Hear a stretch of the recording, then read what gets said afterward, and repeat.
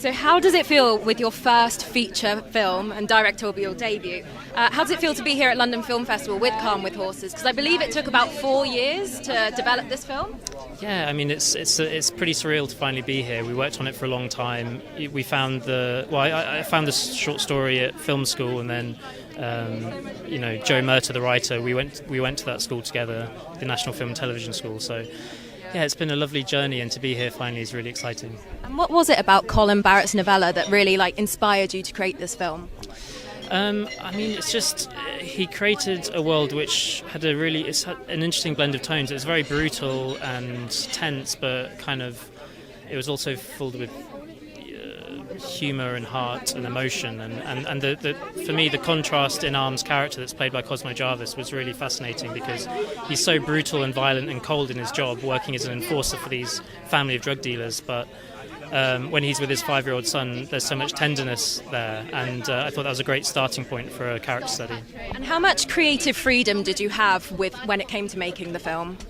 A huge amount. When Colin gave us the short story, he said, just do your own thing with it, and good luck. So it doesn't mean that I still wasn't hugely terrified to see what he thought of the finished film, but no, he gave his blessing.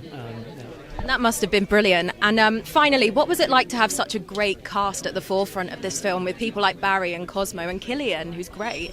Yeah, just as a first-time director, it just makes your job a lot easier to be working with such an amazing cast, and Shaheen Baig sort of assembled this amazing bunch of actors for us. Niamh Algar as well is just incredible, and I think that's audiences are really going to enjoy what they bring to the film. How's it playing the film festival circuit? It's extremely exciting in all the ways you'd imagine that it would be. We're really, we're really excited. Martin Scorsese is closing the festival. He's that's a pretty big deal. Yeah. He's a big deal. We're not acquainting ourselves with Scorsese. No, we're not. But it's nice to. I think that's what Dan's trying to do. No, I'm just happy to be. So, Joe, this was your first time adapting a novella into a film, wasn't it? How did you find that process? Great, but mostly because of the writer, because of Colin Barrett. The first time I met him, I was very nervous because I was absolutely in love with his writing.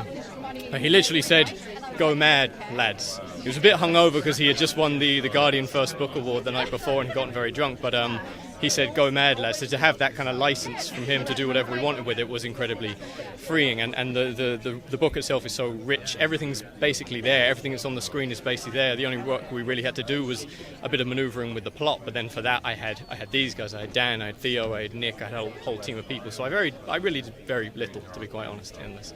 And Daniel, what point did you get involved in the process? Were you there from the very beginning, or were you brought in by Nick?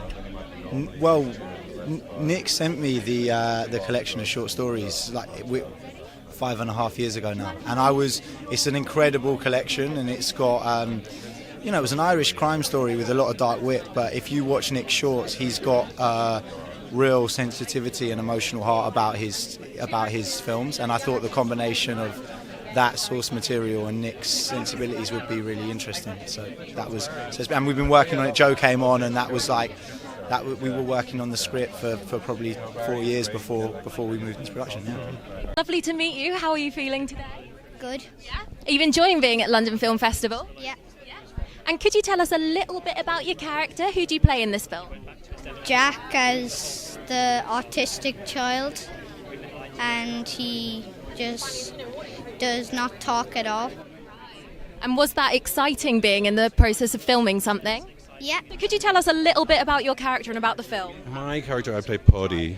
PAUDI is the slightly psychotic, unhinged older member of this drug cartel family. I think if that's the right word, maybe not drug cartel, but country redneck, back of the woods, edge of the Atlantic family who are running drugs. And PAUDI is basically, he's got dogs, he's got guns, and he's unhinged, and he smokes a hell of a lot of weed. And I just think he's one of those people who's been doing that for years, and he's just getting darker and darker. He's just like a festering boil, waiting to burst. So that's kind of all he knows, isn't it? Yeah, so it does burst, and things happen. Yeah, but yeah. And what was it about Joe's script that really got you excited about this character in this film? Well, every word out of my character is a gem. I mean, I have some of the best lines I've ever spoken. I was trying to think of one. It's like, yeah, there was one I was actually, as the good Lord himself would say, that's fucking that.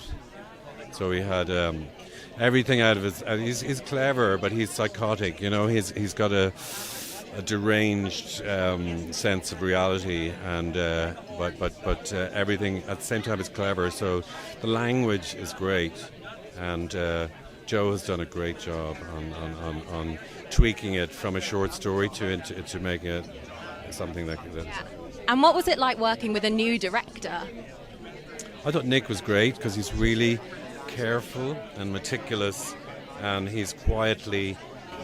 You know, he's just working away quietly and intelligently, and he's come up with a can I say masterpiece in his first go, I guess. Yeah, so it's really good. Yeah. Ladies and gentlemen, you're watching Hey You Guys.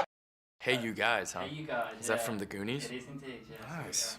Hey